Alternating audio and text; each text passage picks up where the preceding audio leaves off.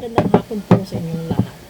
Ang reading po na ito is, this is our healthy reading, May 1st down to May 7, 2026. At paalala po pala doon sa lahat na nagtanong patungkol sa ritual natin.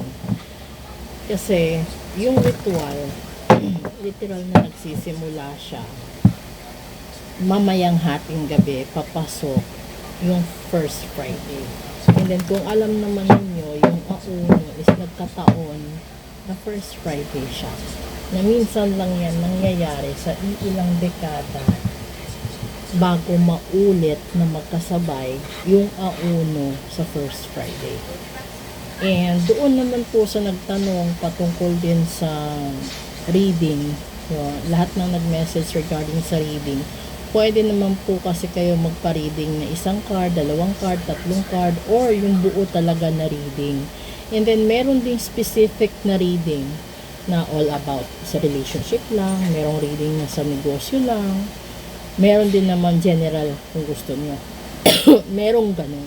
Kung gusto nyo malaman kung ano mangyayari sa buong linggo ng papasok ng Mayo or buong buwan, meron din po yun. So, depende kasi sa request ni client. At pasensya kayo kung inuubo ako dahil sa klema natin ngayon, and at the same time, kapag marami kasing reading at marami kasing ginagawang ritual, minsan talaga nasasagad na mamaos ako at nakakapagod. Alam niyo din po yun kasi lalong-lalo na 2 weeks bago mag first Friday at saka first Tuesday, marami yung nagpapareading. Yung iba pumupunta dito, talagang po siyang nagpapagamot. Yung iba naman talaga pumupunta personal reading. Okay, balik tayo dito. 10 of Cups. Healthy reading ito episode 103. Covering May 1st down to May 7. Isang buong linggo na reading niya. So, ang 10 of Cups kasi, magandang balita ito. Dalawang side. Una, ito yung walang nakikialam sa buhay niyo. So, ibig sabihin, kapag wala kang barang, wala kang kulang, walang sumpa, walang gayuma, lahat gaganda. Lahat gagaan sa buong pamilya, and then magkakaroon ng maraming pagtutupad ni universe yung hinihiling mo. Ito yung nandito yung pangarap mo sa buhay, sa trabaho, sa relasyon, ano pa ba, kaligayahan sa buong pamilya. Ito yun yung first part doon. Pero kapag ikaw yung nandoon sa second part, sa negative side, kasi alam naman natin na kahit wala kayong ginagawa, merong mga panahon talaga na parang ang tingin mo o pakiramdam mo ang bigat-bigat ng lahat-lahat na sitwasyon. And then, hindi mo alam saan galing yung kamalasan, saan galing yung nandibwisit sa'yo, hindi mo alam. Pero, kasi kalimitan, kung hindi generational yung kamalasan mo, nanggagaling yan sa kalaban mo, or yung mga taong naiinggit sa'yo, yung mga taong karibal mo, o yung mga taong hindi matanggap kung ano man yung mga nakaraang desisyon mo sa buhay. Halimbawa, meron kang nagawang ritual or pinagawang ritual, and then hindi mo binayaran yung ritual na yon, hindi mo natapos kasi sa tingin mo wala din epekto, sa tingin mo yun.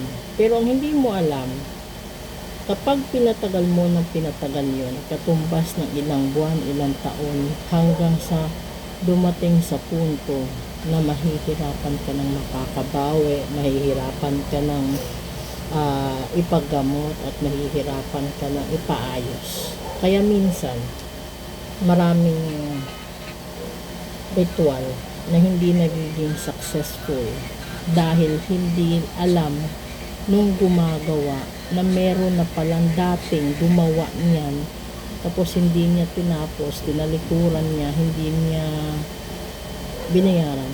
Doon, paano na yun? Pa-generational na effect na yun. So, literal, hindi alam ng pamilya mo na may ganun ka. So magtataka yung pamilya mo, madadamay sila sa kamalasan, madadamay sila sa lahat ng kabusitan mo. At kung ano-ano pa yung negative. Depende sa ginawa ng taong hindi mo nabayaran. And then, maliban doon, from the universe itself kasi may karma pa. So, kung yung taong yun, tinulungan ka dati, tinanggal lahat ng kamalasan sa buhay mo, and then bigla mong pinutol, magtataka ka, bakit bumaliktad lahat? Yun ay dahil sa hindi ka sumang-ayon. Tapos, kapag may pinagawa kang bago or merong bagong gumawa, hindi niya maaayos yun. Kasi hindi siya ang nagsimula. Yung po pwede niya sigurong pigilan yung future, pero yung past at saka yung present, hindi na niya kayang ayusin. And then, idadagdag ko lang. Kasi, yung iba kasing viewers, nagtataka, bumabase sa napakagandang presentation, bumabase sila doon sa feedbacks, sa followers, sa likes. Yun yung mali. Kasi, hindi lahat ng nandoon is correct. Yung iba naman talaga, ano lang yun, yung para bang, yun lang yung ipinapakita nila. Yung okay lang, yung positive lang. Hindi nila pinapakita yung mga failures behind sa profession nila or sa ginagawa. Yung alam mo, yung sasabihin nila na ito yung maganda, ito gawin mo, ito sundin mo, ito bilhin mo. Napakaganda ng presentation, napakadaming followers, napakadaming likes, million. Pero ang hindi ninyo alam, yung nilalabas lang po nila is yung magaganda lang din. Kasi alam nila na dun sila kikita. So, kung napapansin ninyo, may mga tao kasi na hindi mo pwedeng i-expose online. Kaya hindi makikita yung likes, hindi makikita yung views, hindi makikita yung iba. Pero depende yon sa client at sa respeto ng gumagawa. So, eto yun ha. This is a healthy reading. Kapag hindi ka marunong tumupad sa pinag-usapan at hindi ka marunong lumingon sa pinanggalingan mo, dun ka talaga magkakaroon ng matinding kamalasan sa buhay, magkakaroon ka ng sakit. Minsan, magtataka ka bakit ang dami mong pera biglang nauubos. And then, ang ganda-ganda naman ng kondisyon ng katawan mo, babagsak.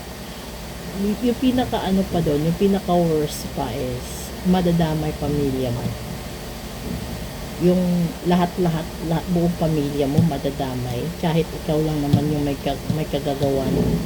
So, habang maaga pa, habang kaya pa, lalo na ngayon, gawin mo dahil papasok yung first Friday at hindi natin alam kung ilang tao ang may sama ng loob sa'yo. Hindi rin natin alam kung ano yung hinihiling niya sa universe laban sa'yo. So, doon naman po sa nagtatanong kung gusto niyo malaman kung papaano or ano yung mangyayari sa susunod na linggo or sa susunod na buwan, message lang din po kayo. Ito na po yung nag-iisang account ko. Kung meron naman iba na nagpo-promote, then huwag po kayong maniwala doon. Nag-iisang account lang po ito. And then, sa mga tao na nagtatanong regarding sa reading, yung baraha kasi, hindi siya nanghuhula. Nilalabas niya kung ano yung katotohanan mo. So, kapag buo po yung reading or full private reading via video call po yun, hindi po, kasi meron namang client na gusto via email, via chat, ganun lang po. Depende kay client. So, proceed tayo sa daily episode natin. Ito po yung reading natin sa health. Ingat dahil yung lahat ng tatamaan ay kalusugan. Good afternoon.